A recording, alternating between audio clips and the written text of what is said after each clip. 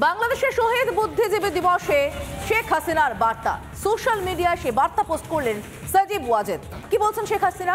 বলছেন প্রত্যেক বুদ্ধিজীবীকে, প্রত্যেককে, বাংলাদেশের প্রতিটি মানুষকে ৭১-এর মুক্তিযুদ্ধের যে চেতনা, যে স্বাধীন চেতা বিশ্বাস, সেই বিশ্বাসে একজোট হতে।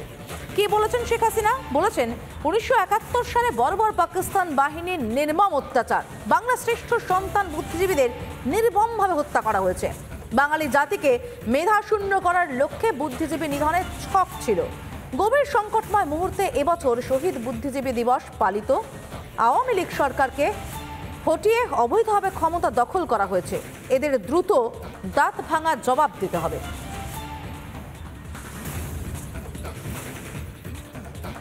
বাংলাদেশের শহীদ বুদ্ধিজীবী দিবসে শেখ হাসিনার বিবৃতি, সোশ্যাল মিডিয়ায় সে বিবৃতি পোস্ট করলেন সাজিব ওয়াজেদ। মুক্তিযুদ্ধের চেতনায় বিশ্বাসী সবাইকে একজোট হওয়ার আহ্বান শেখ হাসিনার।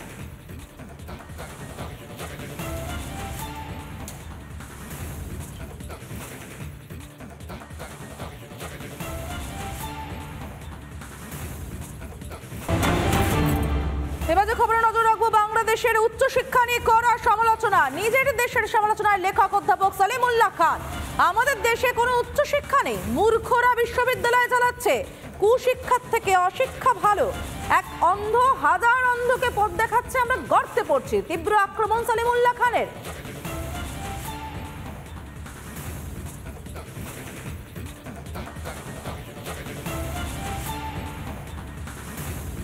College of applied human science, গার্হস্থ্য অর্থনীতি কলেজের নাম বদলাই দিচ্ছে, আলহামদুলিল্লাহ। আমি বললাম যে আমি বহুদিন বলেছি গার্হস্থ্য অর্থনীতি কিসের, শুধু মেয়েরা সেলাই শিখবে, রান্না শিখবে, শিশু প্রতিপালন শিখবে। আরে একটা সাবজেক্টের নাম হচ্ছে ইন্ডাস্ট্রিয়াল আর্ট, ওটা যে আর্টস লিখতে হয় সেটাও তারা জানে না। হিউম্যান সায়েন্সেস লিখতে হয় সেটাও জানে না। তারা না জানে ফরাসি, না জানে ইংরেজি, বাংলা তো জানেই না। তো সুতরাং জানেন, এরা আবার ইংরেজিতে লিখছে, বাংলা হরফে লিখছে college of applied human science, Dhaka বিশ্ববিদ্যালয়। ঢাকা বিশ্ববিদ্যালয় সিলেটকে ঘোড়ার ঘাস কাটে। এগুলি মূর্খ লোক দিয়ে কেউ করে বিশ্ববিদ্যালয়ে চলবে, আমি বুঝতে পারি না।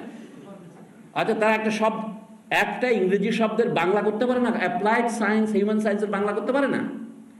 এই হচ্ছে আমাদের দেশের শিক্ষার দুরবস্থা। এই জন্যই বলেছি, অকারণে বলিনি, আমাদের দেশে কোনো উচ্চশিক্ষা নেই। উচ্চশিক্ষা থাকলে এই ধরনের অশিক্ষা কুশিক্ষা হয়, অশিক্ষিত থাকা ভালো, কুশিক্ষিত হওয়ার চাইতে। দেশের শিক্ষক মন্ডলীর এই যে আত্মহত্যা, অর্থাৎ সে প্রকাশ্যে বলছে আমি একজন ব্যর্থ লোক, আমি এটা করতে পারছি না। যারা এই শুধু বাংলা লিখতে পারে না তাদের অপসারণ করা উচিত। নানা ধরনের কন্টেন্ট দেখার জন্য লাইক করুন, শেয়ার করুন আমাদের ফেসবুক পেজ, সাবস্ক্রাইব করুন আমাদের ইউটিউব চ্যানেল।